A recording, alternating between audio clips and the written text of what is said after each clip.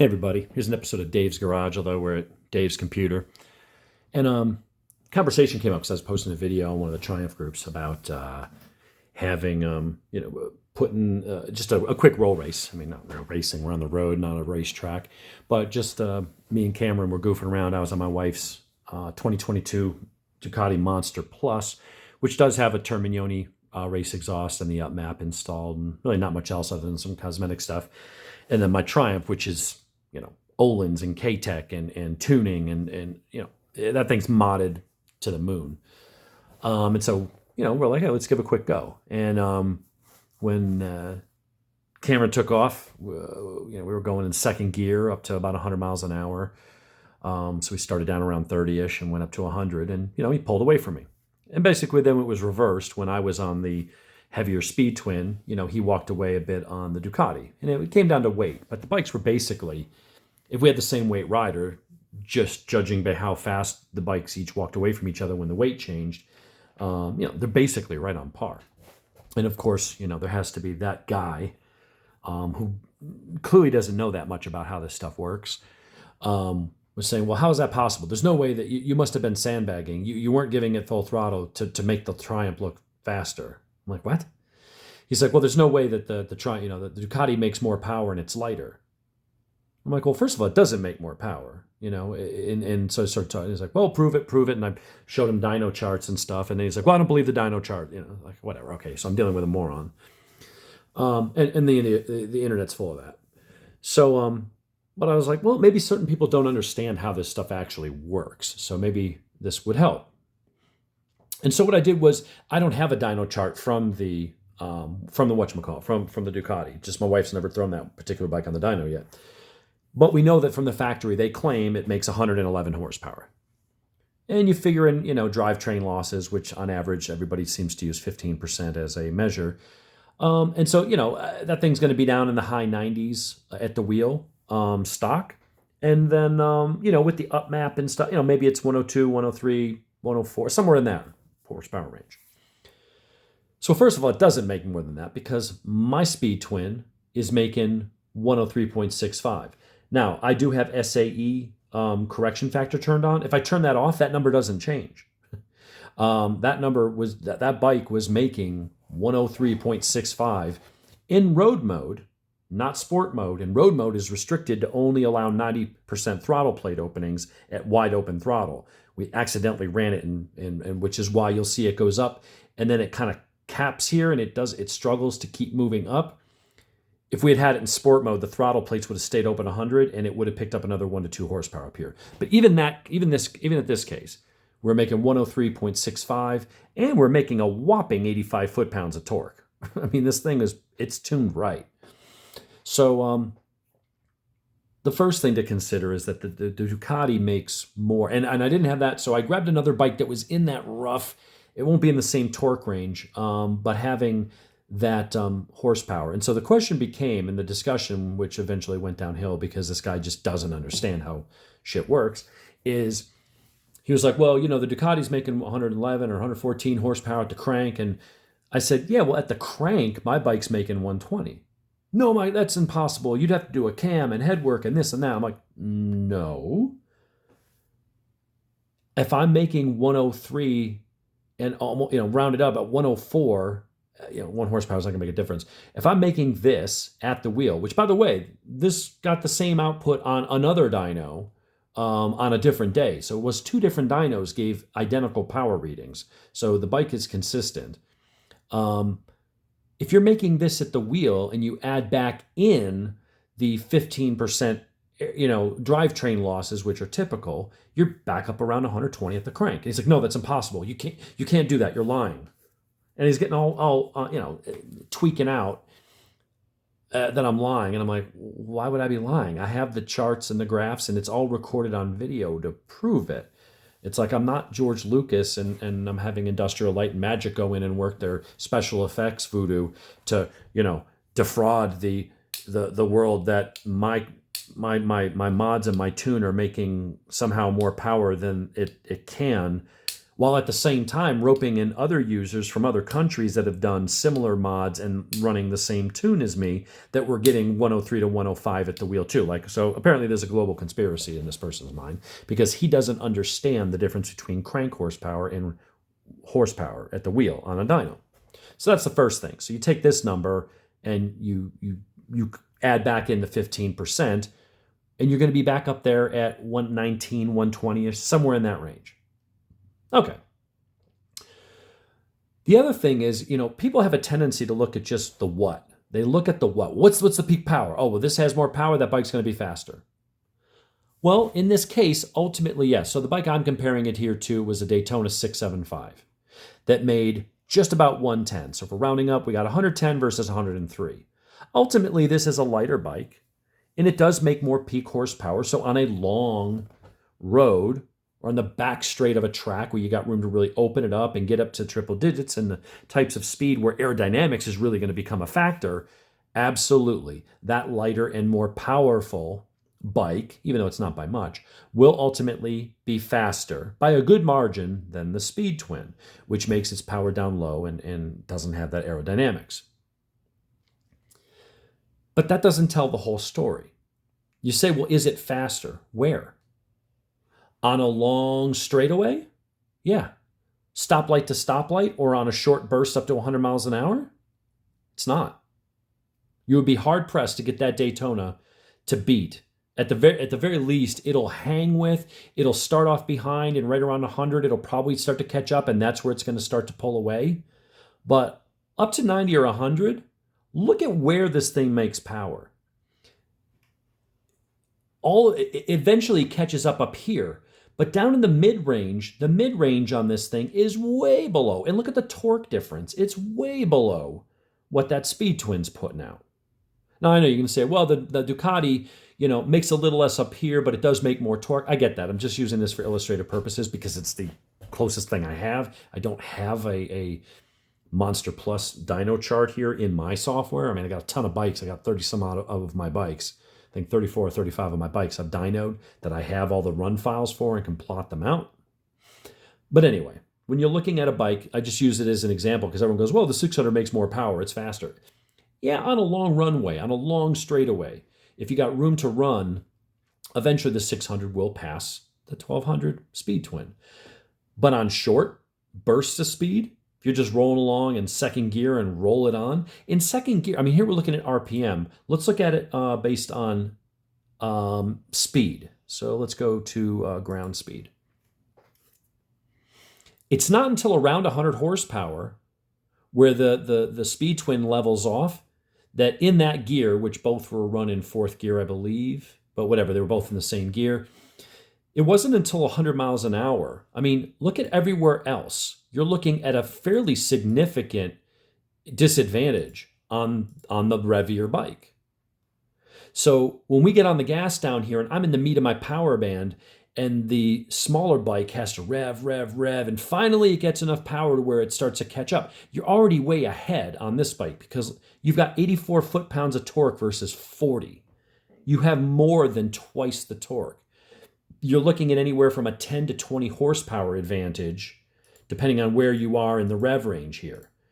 And it's not until the thing really gets rolling, and by then, yeah, of course, eventually the sport bike is going to pass it. But if you're just doing a quick burst through the neighborhood, you're coming off the line from an eighth mile type thing, the Speed Twin's going to hold its own. If you have an R6 or you got a ZX6R or something like that, you have to rev the nuts off of it. And as you get off the line, it always bogs a little bit, right? You might have it at 10,000, but you can't just hit it at 10,000 and dump the clutch. You're going to come off the line and your revs are going to come down and then they're going to start to build. Meanwhile, I'm just scooting away. You got to build the revs. Okay, now it's starting to make power. Now it's catching up. Okay, now you're really singing. Once you get between that 11,000 and 13 or 12 and 15,000 RPMs, all right, now that motor's finally starting to make power and you're going to make up that lost ground and ultimately pass me and you will leave me in the dust. But up to that point, that's what I like about the Speed Twin. If you're on a twisty mountain road where you're in There might be turns that you have to, because they're really tight, and switchbacks and stuff, and there's no runoff. If you screw up, you're going down a ravine. You might have to slow down to 30, 35 miles an hour. That speed twin is going to eat that 600, even though it technically makes more power. Not there. It only makes more power there. People always look at peak and go, well, the peak power is this. Yeah. So on a dyno or on the back straight of a racetrack, if you're on the interstate and you're really winding it out, that bike should be the faster bike, because there is where you can get into that part of the power where it makes the difference. Everywhere else, that lower revving, big honking twin cylinder that makes pretty good horsepower but massive torque is just going to burp. It's going to tractor away from you. And you got to build your revs. I don't have to build revs to wait for my power. My power is right there off idle. That's the difference. Now, the Monster is kind of an interesting bike because it is in between. It revs not as high as as a 600, but it does rev out higher than the Speed Twin. Additionally, it makes not as much torque as mine by any means, but more than a 600. So the Monster is going to be in between. And there it's going to come down to pretty much, well, who is the lighter rider? Who had the weight advantage is going to be who wins that race. But someone's like, no, the Monster's just going to walk away. Not away from this. Triumph has underreported their numbers. And they're like, you can't get 120. You can't get 120 without a whatchamacallit, without a cam and this and that. No, 120 at the crank is easily doable. I've done it. Others have done it. We have it on video. We have the run files and the charts here. It's not a picture that's been photoshopped. I go to Triumph, I go to my Speed Twin, I have all my different run files, the actual data files from the damn, from the dyno, and I pull it up and plot it on the chart. That's what the damn thing was making. We'll go back here to engine RPM. You got to rev the nuts off of a 600 to make that power. Not as much with the Monster. The Monster does have more torque and it will come on sooner, but it doesn't come on like this. This has all that power. Look at the freaking torque.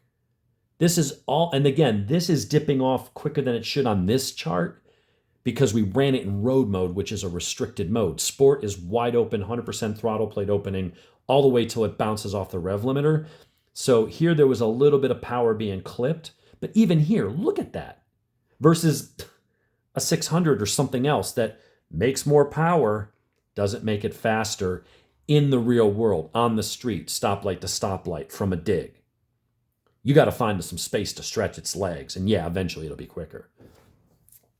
But I'm just hoping that it's a reaction video to someone, and I figured, well, he clearly doesn't understand it, and he's an idiot, and he's not going to understand it, because even after I told him how this works, well, I don't believe it. Okay, well, fine. You don't believe science and dynos and facts and video. We get it. You want to believe what you want to believe because you're a kid and you know what you know, even though what you know is bullshit. But it's something I figure, well, maybe other people don't understand, because the manufacturer says, well, the bike makes this horsepower, but then you're like, well, I had mine tuned and it's not anywhere near that. Well, that's because there's what it makes at the crank, which is a higher number, which is what they advertise at because numbers sell. But then when you go through the gearbox and it goes through when it goes through the chain and the weight of the back wheel and having to spin up all that inertia, that rotational mass, you lose horsepower. That's why going to like big fat tires, you actually cost your bike power because you increase your drivetrain losses. You go to like a BST carbon fiber rim and light tires, you will actually jump up in horsepower on the dyno because you have less drivetrain losses. But think about it. Triumph advertises this bike at 100 at the crank, the 2022 and the 2023 Speed Twin 1200. They say that it makes 100 horsepower, and the Thruxton makes 103. Every dyno chart I've ever seen from any stock bike for the Speed Twin, for the 2022 and up, is around 93 to 94 horsepower. That's bone stock. Well, if you have it 100 at the crank and you're only losing 6 horsepower, there is no way anybody is making a motorcycle today with the technology that exists in the world today that you only have a 6% drivetrain loss. Any MotoGP team would kill a busload of puppies to get their bikes to only lose 6% between the motor and the back wheel. That would be like the holy grail, because that way, whatever the motor makes, that's going to be an extra 20 horsepower at the wheel, and that's why they're going to go down the back straight faster than everybody else. They would be mopping the floor with everybody else if they could get within less than 10% drivetrain losses. Would be a massive accomplishment of engineering. It's not happening. 6% is impossible. In order for that bike to be making stock 94 at the wheel, it has to be making 108, 109, somewhere around there at the crank. Because once you subtract that 15%, if you subtract 15% from 100, you'd have 85 at the wheel. The fact that you're getting 94 at the wheel bone stock, and I'm talking about lots of bikes, not, oh, there was one anomaly. It's the average for go to Cycle World, go to Motorcycle, MCN, 44 teeth. People like me that have owned the bikes, throw them on the dyno, and they're making 93, 94, bone stock, no mods. How can you do that with a 15% drivetrain loss? You should be around 85, 86. Maybe a really strong one, 87. But you're not. You get 94. And when you do the mods that I've done, you're getting a lot more than that. I mean, we've got these mods here. I hate that the new version of whatchamacallit now has advertisements in it. But when I open up the stock map, two things are going on with the Speed Twins. One, the ignition timing here is shit. They pulled a ton of time. This is ridiculous. This should be up in the 36, 37, 38 range. And we're at the 31 there, and everything else is down in the 20s. This is horrible ignition timing for that motor. They're doing that for emission standards and also to cap the top end power. They're also doing it through throttle plates. You got your rain mode here, you've got your road mode, and then you've got sport mode. Going left to right. Here's how much throttle. Here's how much twist you're giving it. Here's how much it's actually opening up the butterflies. And then there's RPMs. When you twist the throttle to 100%, you never get, and even in sport mode, you are never getting more than 90.7. And at 4,400 RPMs, it starts cutting you back all the way down into the 70s. That stock bike is making 94 horsepower at the wheel at 72.5 when you're actually only at not even 80% throttle. You may give it all the way, but it's not delivering it. It's only delivering 79.6. So the fact that with that throttle plate closed 20%, it only getting 80%, you're still making 94. These motors are very underrated. I don't know why they do it. I know that with the Street Triple RS, when it first came out, before they went to the new and improved Speed Triple, the problem with the Street Triple and the Speed Triple at that time, it was the older 1050 motor, was that peak horsepower was almost the same. So they said, no, the Street Triple's only making 121 horsepower. Every dyno I've ever seen, including the two we owned, were making 117 to 119 stock at the wheel. Again, are you going from 121 to 117? You're only losing 3%. You're losing 4 horsepower, which at that point is only 3%. Again, people would kill. It's not physically possible to have a 3% drivetrain loss on a modern motorcycle. In order for that bike to be delivering 117, 118, 119 at the wheel stock, though with your 15% drivetrain losses, that has to be up in the mid 130s. Well, guess what? At the time, the Speed Triple 1050 was only making 138 at the crank. Now, it had more torque and all that stuff, but if the $4,000 cheaper Street Triple RS was making the same number, you were doing air quotes, making the same number, and it was $4,000 cheaper and 60 pounds lighter, why would you buy the Speed Triple? Overall, yeah, the other one was more torquey and maybe is more comfortable or this and that if you're a bigger guy, but from a sheer performance perspective, the lighter bike that had the better electronics package and had just as much peak power, but it was so much lighter and revier, why would you spend the extra money on the Speed Twin? They didn't want it, and that was their flagship performance bike, was the Speed Triple. Sorry, I said Speed Twin a second ago. I meant Speed Triple. So what Triumph did was they underreported the numbers of the Street Triple, so the perception would be you pay this much money and you only get 121 horsepower. But if you spend the more money on the speed triple, well, you get 138 instead of 121. And the reality was you were getting 134, 135, 136, somewhere out of there, peak, out of the street triple for $4,000 cheaper, and it weighed a lot less. It was a more nimble and better handling bike. I'm not saying in all ways it was better than the speed triple, but that would be the perception. So Triumph has done this several times where they underreport one bike for marketing reasons so that it doesn't cannibalize the sale of their moneymaker. And it's not like, oh, they're doing something nefarious. Whatever, you're still buying two great bikes. Buy whichever one you want. But that's how they were helping justify the higher price of the speed triple. Now, they did move to the 1200 motor, which is a freaking amazing motor. And now there's a real serious performance delta between the street and the speed. But for a couple years, it wasn't. And it's kind of the same way with the Speed Twin. When you look at this, the sport mode, that you're only getting 90, you're never getting more than 91% ever in sport mode. And you're only getting that much until 4,400, and then it starts pulling back into the 70s.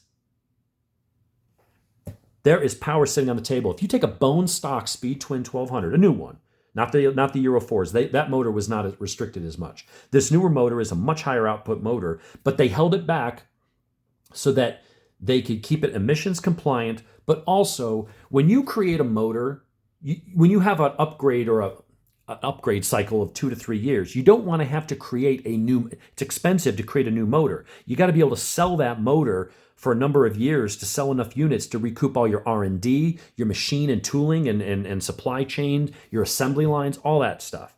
So you build a motor, each year you want to see little incremental increases every revision, every 2 years. But you don't create a motor that's only 4 horsepower more than the old one, and that's it. And then 2 years, you got to come up with a new motor and new part numbers and redo that all again. You create a motor that's like 10 or 15% more than what your old one was, if you can. And then you dial it back in software. In each 2 years, you come out with the, air quotes again, updated model that has another 2 or 3 horsepower. Well, guess what they're doing? Guess what they're doing with this? They're basically, you can go into the software and say, you know what? For the next year's model, we're going to increase it this much. And you hit save, and now you're getting a little more power out of it. That's literally what they're doing. And you could save that, and then you could go over to the whatchamacallit, the ignition tables, and add a little bit of ignition advance to go with the higher throttle plate openings. And there's your new motor, your new version, your update, making an extra 3 horsepower. So people can go, oh, okay, what am I getting for my money? Well, there's some styling changes, new paint. Maybe we upgraded, the brakes or something. But here's the more power, because no one wants to buy a new bike that makes the same or less power than the old bike. You always want to get more for your money. So they can just turn that motor up. Think of it like a dial. That's essentially what you have here with your ride-by-wire. You essentially have like a rheostat. Only they just put a block in there so that it only went to 90%. And then it was cutting back. And then they can come in software in 2 years and turn it up a little. I can go in here and turn it all up to 100. I can come in here and say, you know what? I still don't like that it's cutting back up here, so we're going to go ahead and copy that. And we're going to go ahead and we're going to paste that up here. And we're going to save it. And now when you give it full throttle, it will yank those throttle bodies open, and it will deliver full power all the way up to 100. If you do this simple mod right here, just what I did, copying and pasting, and hit save, apply that to all the gear ranges, and then go up to your ignition tables and turn these up, grab the whole range down to about, start at like 2200, 2400, somewhere in that range. You don't need to mess down here. And then just drag it all up so that these are up around 36. I mean, this is how easy this shit is. Hit modify. Go to here, go down to 2400. Let's start there. Let's drag that up to 36. I went to 38, and you can go to 38 safely. But just doing something like this and saving that, and then doing the same for second through third and the other gears, just doing that, your bike will pick up 4 to 5 horsepower at the wheel, bone stock, with no exhaust, no other mods. There is free horsepower sitting right here between that ignition table for each of the gears. Again, you'd want to update the rest of the gears as well. And then going into ETV3, which is the whatchamacallit, which is the sport mode, and getting rid of those 90s and the 70s and shit. When we say, look, when I give it 100%, give me 100%. Do that alone on a stock bike, and you will pick up, and your bike will be, instead of 94 horsepower, you'll be 98 to 100 at the wheel. You throw on the pipe and the tune and some extra ignition advance and, an air filter, and get rid of the intake snorkel, which is a limiter. Get rid of all that stuff, and you pick up another 4 or 5 horsepower, and you go from 98 to 100 to 103 to 105. And that's at the wheel, which means that you're really up in the 115 to 120 at the crank. Because of drivetrain losses, it has to be that. That's the math. You can't argue with it. Some will try. They're idiots. Ignore them. They don't know what they're talking about. They'll talk a good game about something that there's so much conviction and confidence in something that they don't comprehend. If you don't know the difference between wheel horsepower versus crank horsepower, you're not qualified to be in this discussion. You're not qualified to have an opinion. You can have one, but I can just dismiss it out of hand because you're a moron. Or, maybe you're not a moron. Maybe you're just ignorant. Ignorance can be cured, though, with knowledge, with learning, with education. That's what we're doing here. So anyway, those are the two concepts I wanted to cover today, was understanding that, yes, one could have a bigger number, and ultimately in certain circumstances, that might mean you are, in fact, faster, but there's going to be plenty of instances where you're not. When I'm coming off a turn, slow speeds, 30, 40 miles an hour up in the mountains in the twisties, where, unless you happen to be in just the right gear, you're in first and you're screaming. There are times when this bike could be doing well there. But a lot of times if you're slowing down and your revs have to drop because you can only, you can say, well, I could just downshift to first. Yeah, but depending on how your bike is geared and what bike you have, if you're on an R6 or a ZX6R where you're not making serious power until 13, 14, 15,000 RPMs, 8, 9,000 RPMs, it's a dog. And if you're going through a turn at 35 and first, your RPMs are down here and you're making 45 horsepower. I'm sitting here, maybe my revs aren't up there, but I'm sitting here somewhere and I'm making 80, 90 horsepower coming off that turn. Because of the way this thing is geared, because of the way the power is stacked down low, I don't have to worry about getting into situations where my revs get way below my power. You have to be going at least 60 miles an hour, at least 55, 60 on a 600 with stock gearing before you're making any kind of power. And so and eventually you get up to that speed and then it takes off. Yeah, well, in that time I'm going burp, burp, burp, and I'm riding this wave of massive torque and horsepower, and I've scooted away. And unless that road's long enough to where once you get on full chat, then you catch up and run me down. It's not just a what. There's also a where and a why and a how and some other things you have to consider. It's not as simple as looking at a stat. It's not as simple as, well, what's the weight and what's the peak number? That's good in some situations, but what's the under that peak?